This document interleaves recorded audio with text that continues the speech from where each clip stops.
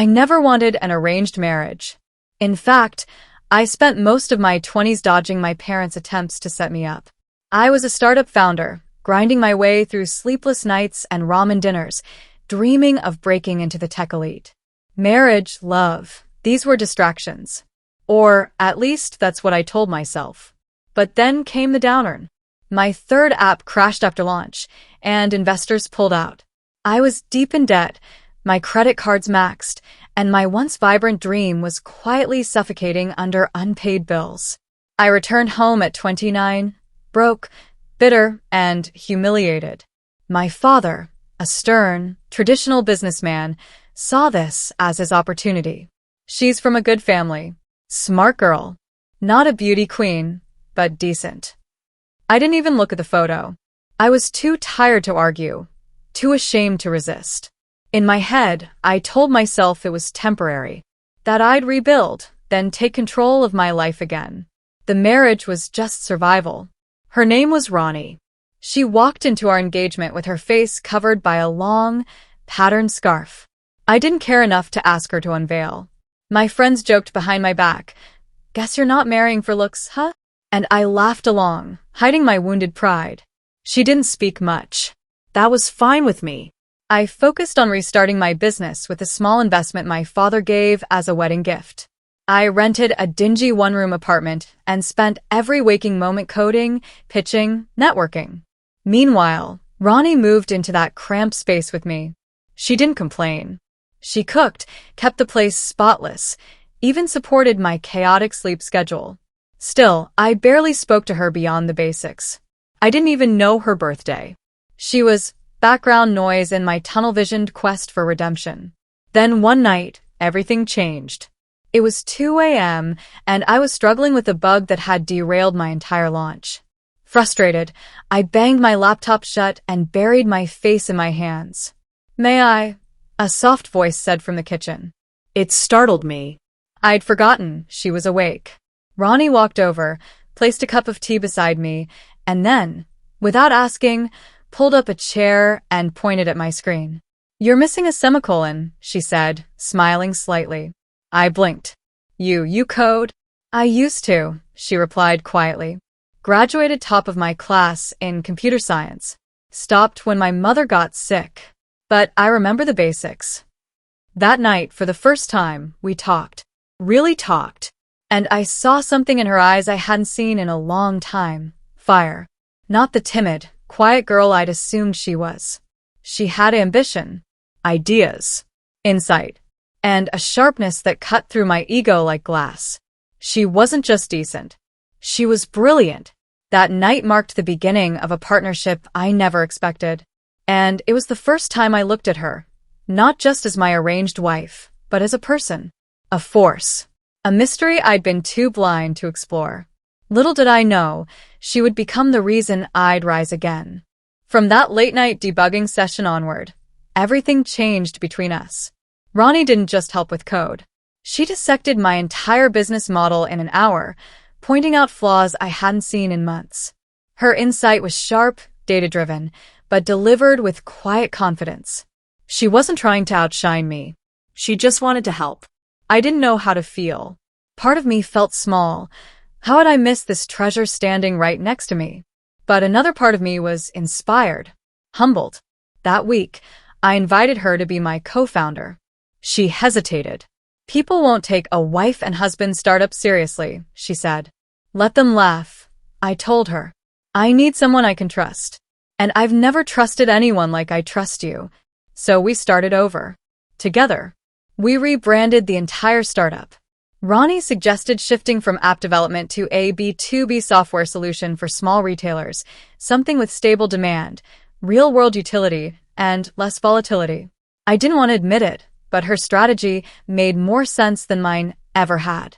We worked around the clock. I'd never seen anyone so disciplined. She would write code from sunrise to midnight, then still find time to make us a meal, handle support tickets, test updates, even send out marketing emails under a fake name, just so we looked like a bigger company. Meanwhile, I pitched to investors. And failed. Again and again. Most of them couldn't get past the fact that I'd bombed 3 startups in a row. And then one day, during a VC meeting, something extraordinary happened. The lead investor looked disinterested, until I mentioned Ronnie. Wait, he interrupted. Ronnie Singh? From the 2012 IIT hackathon. I nodded. He leaned forward. She's your co-founder? I nodded again, slower this time.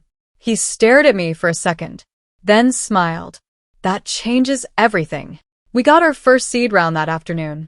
Turns out, Ronnie had a reputation I never knew about, once considered one of the most promising young minds in software engineering.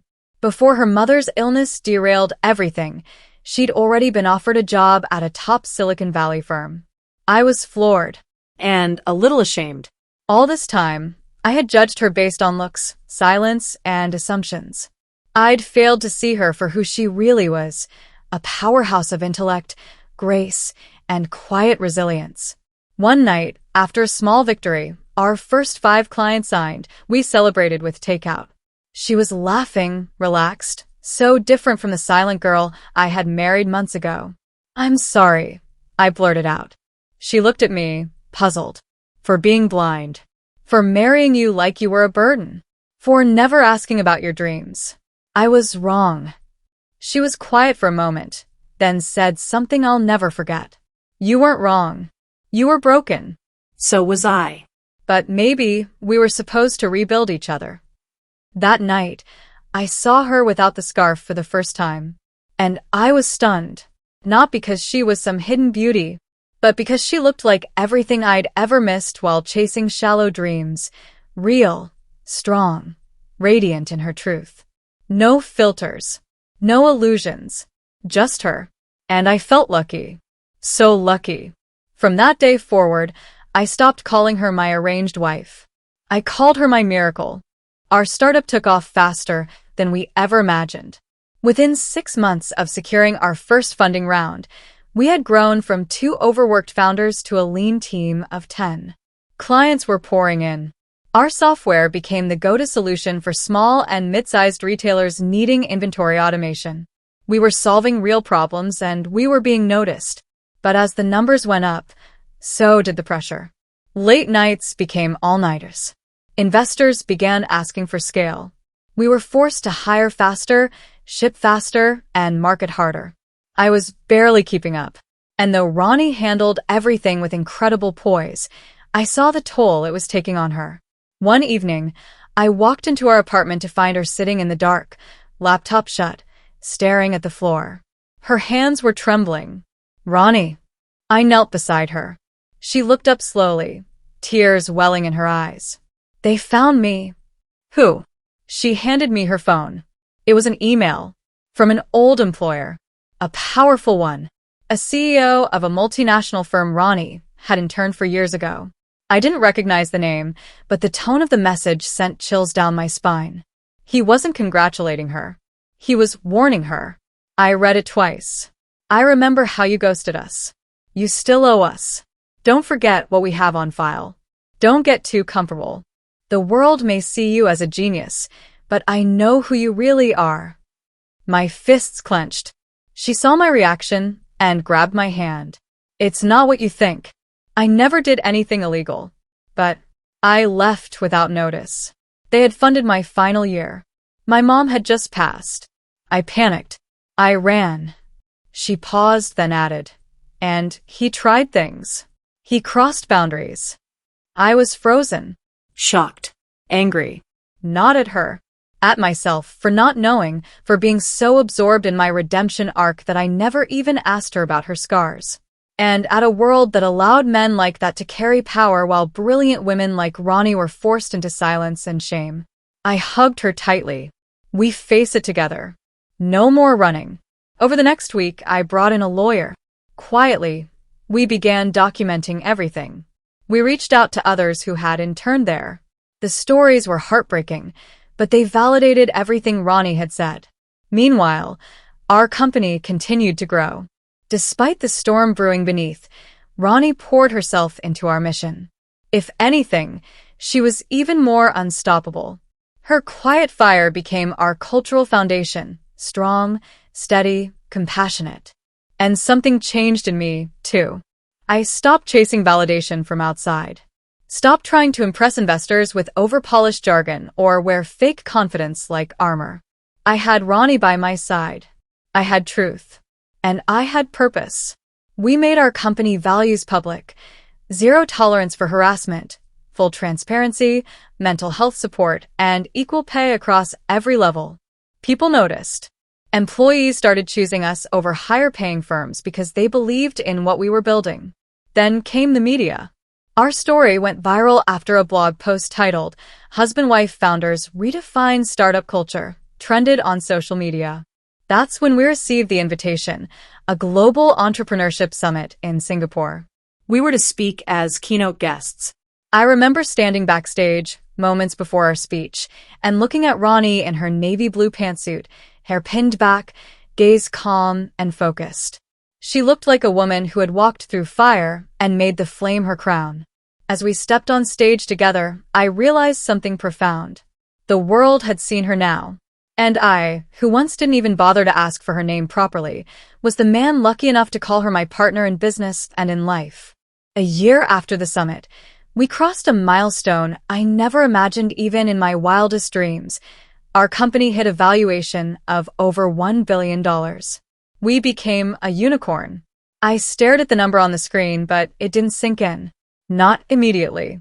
The boy who had once begged for another chance was now a billionaire. But strangely, it wasn't the money that shook me. It was the moment I realized who I had become and who had brought me there. That night, Ronnie and I sat on the rooftop of our new home, a quiet place away from all the noise. She wore a simple cotton kurti. I still remember the breeze playing with her hair as she stared out over the city skyline. "You know what I want," she whispered. I smiled. "Another company?" She laughed softly. "No. I want to build a foundation. For girls like me. For women who were told to stay small, stay quiet, stay invisible." Her voice cracked slightly. "I want to fund their education. Help them code, speak, rise." It hit me then how little of this journey had been about me. She had been the soul of our success from the start. I was just the guy who finally opened his eyes. We called it the Ronnie Initiative. It began with scholarships, mentorship programs, and seed funding for women-led startups. Within months, the foundation had branches in 6 countries. We traveled together, giving talks, visiting schools, helping young women who reminded Ronnie of herself. But perhaps the most powerful moment came when we were invited back to our village. The same one where I had judged her. Where our arranged marriage was whispered about behind closed doors. Where she used to walk with her head down, hiding behind scarves. This time, she walked in tall. We stood under a tree in the village square where elders had once debated her worthiness. And there she announced that we would build a tech academy right there, free for all local girls. The same elder who had once criticized her for not being beautiful enough stood up with tears in his eyes and said, "We were wrong. You didn't just marry our boy, you saved him." I couldn't hold back tears. She turned to me and smiled, and he finally stopped being an idiot.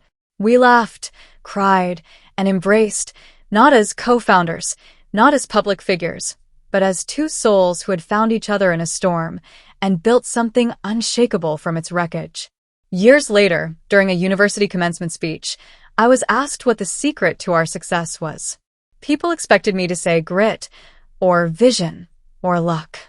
Instead, I said, I married someone I didn't understand, and discovered the universe inside her. The real win wasn't the billion. It was seeing someone for who they truly are and being seen in return. So yes, I once thought I was marrying an ugly woman in an arranged marriage. But I was blind. She wasn't ugly. She was extraordinary. Beautiful beyond appearances.